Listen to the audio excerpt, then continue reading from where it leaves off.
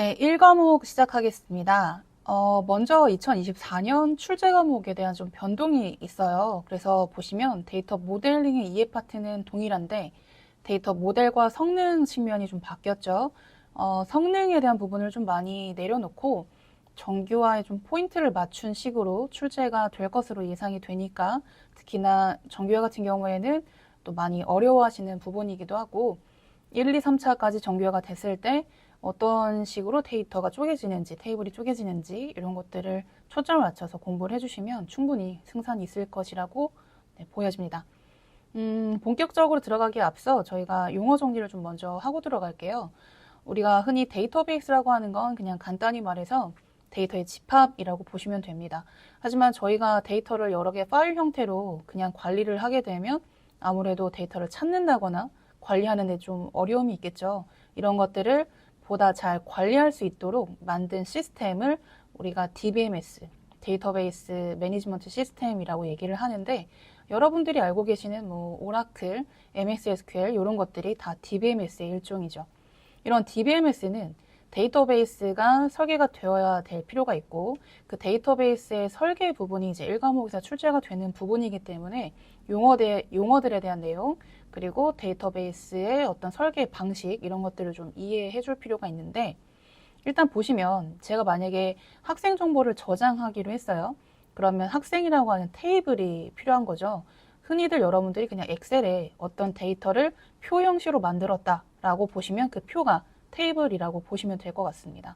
근데 이 테이블이라고 하는 용어는요, 때로는 엔터티라고 부르기도 하는데 이게 물리적 설계 방식이냐 아니면 논리적 설계 방식이냐에 따라 달라요. 즉 예를 들면은 저희가 설계 도면을 가지고 있다. 그럼 설계 도면에서는 엔터티, 그다음에 속성, 인스턴스 이렇게 불리는 거고 그게 이제 건물이 지어져서 물리적으로 만들어지잖아요. 그런 단계에서는 각각 테이블 그리고 컬럼, 그다음에 행 이런 식으로 용어가 매칭이 된다라고 보시면 될 것 같아요. 그래서 사실상 테이블과 엔터티가 같은 말이고 그리고 속성과 컬럼, 열이라고도 하시죠. 같은 말이고 각각의 행들이 있는데 이 행들의 집합을 또 인스턴스라고 부르는 것 뿐입니다. 그래서 같은 의미라고 보시면 될 것 같고요. 자, 그래서 본격적으로 이제 모델링에 대해서 설명을 좀 드리면 자, 그래서 제가 어떤 데이터를 저장을 해야 될 상황이 생겼어요. 업무적으로든. 그러면 그 데이터의 어떤 요구사항 같은 게 있을 거잖아요. 그런 것들을 만들어가는 과정을 이제 모델링이라고 보시면 됩니다. 흔히 여러분들이 가계부를 만드실 때도, 가계부 데이터를 만드실 때도 어떤 컬럼에 날짜 컬럼, 그리고 가격 컬럼, 이런 것들을 정의하시잖아요. 그런 정의를 시작으로 해서 어떤 유형의 데이터를 만들까 이런 것들을 이제 쭉 정의해내는 그런 과정을 모델링이라고 보시면 되겠죠. 그래서 현실 세계 비즈니스 프로세스와 데이터 요구 사항을 이제 추상적이고 구조화된 형태로 표현하는 방식이다라고 설명이 되어 있고요. 그러다 보니까 특징이 좀 단순화될 필요가 있어요. 그러니까 너무 우리가 데이터가 좀 복잡하게 되면은 그거를 계속 업무적으로 사용하기가 좀 번거롭겠죠. 그래서 최대한 단순화시켜서 핵심 요소에 집중을 할 필요가 있다라는 얘기고요. 그 다음에 어쨌든 눈에 보이는 이런 현실 세계를 반영한 개념이잖아요. 그래서 추상화라고 하는 간략하게 먼저 표현을 하고 그 다음에 그걸 구체화시켜야 되는 부분이기 때문에 이런 특징을 가지고 있다라고 보시면 되겠고요. 자, 이번에는 데이터 모델링 시 바라보는 관점에 따른 분류인데요. 먼저 데이터 관점, 그리고 프로세스 관점, 그리고 마지막 데이터와 프로세스 관점입니다. 즉 모델링을 할 때 어떤 관점으로 보느냐에 따라 이제 정의되는 개념이 달라지는 건데 먼저 데이터 관점은 업무를 고려하지 않고 데이터만 보는 거죠. 우리 사이트에는 대략 고객, 상품, 결제 데이터가 이제 필요할 것 같고 각각 어떤 속성들이 정의되면 좋을 것 같다를 논하는 단계라고 보시면 되고요. 프로세스 관점은 보다 프로세스적으로, 업무적으로 바라보면서 이제 모델링을 하는 건데, 예를 들면 주문 프로세스가 진행이 되면 데이터가 이제 어떻게 흐르고 변환되는지를 이제 생각하는 단계라고 볼 수가 있겠죠. 자, 마지막으로 데이터와 프로세스 관점은 보다 각 프로세스가 정확히 어떤 데이터가 필요한지를 파악하는 단계라고 보시면 됩니다.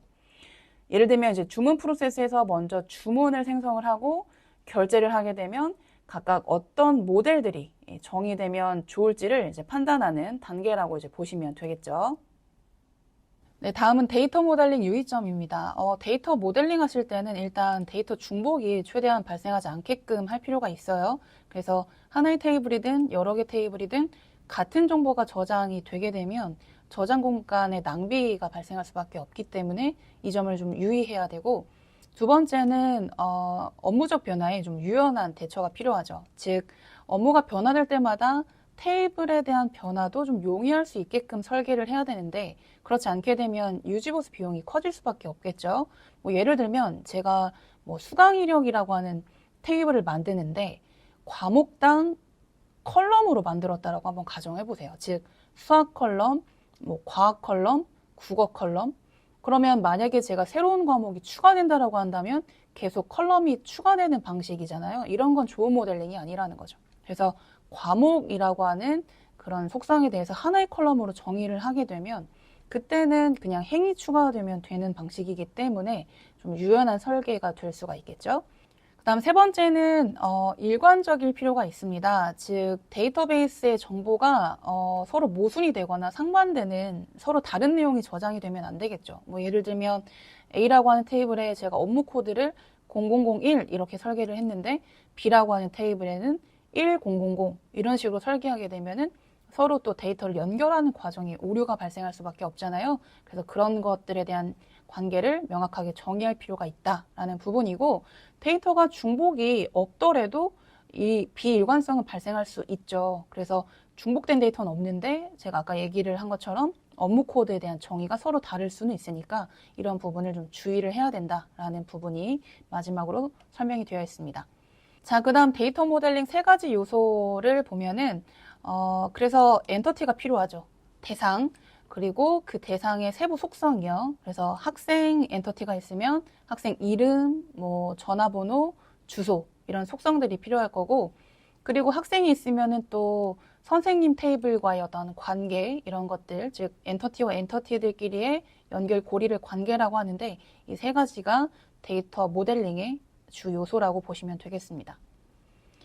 자, 그 다음은 데이터 모델링의 3단계인데요. 일단 3단계는 개념적 모델링, 그 다음에 논리적 모델링, 그 다음에 마지막 물리적 모델링으로 되어 있는데 밑으로 갈수록 가장 구체화되는 부분이고요. 그리고 위로 갈수록 가장 추상적인 부분이죠. 그러니까 개념적 모델링이라고 하는 건 뭐냐면 업무 협의에 있어서 이런 데이터가 필요하겠다 정도만 개념적으로 만드는 거예요. 뭐 예를 들면 제가 학교 시스템을 데이터베이스를 설계해야 된다라고 한다면 핵심 엔터티가 예를 들면 뭐 학생, 그리고 선생님, 교과 과목 이런 엔터티가 필요하겠죠. 이런 것들을 이제 ERD를 작성하는 단계라고 보시면 되겠고요.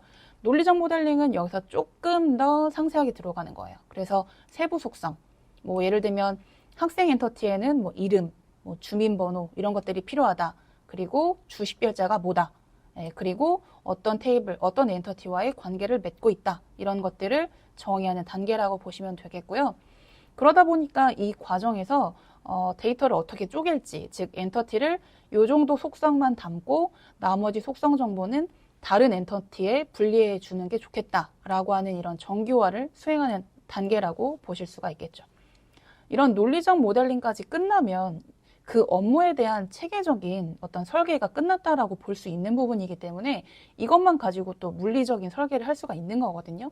그러다 보니까 좀 비슷한 업무에 대해서는 재사용이 가능해지겠죠.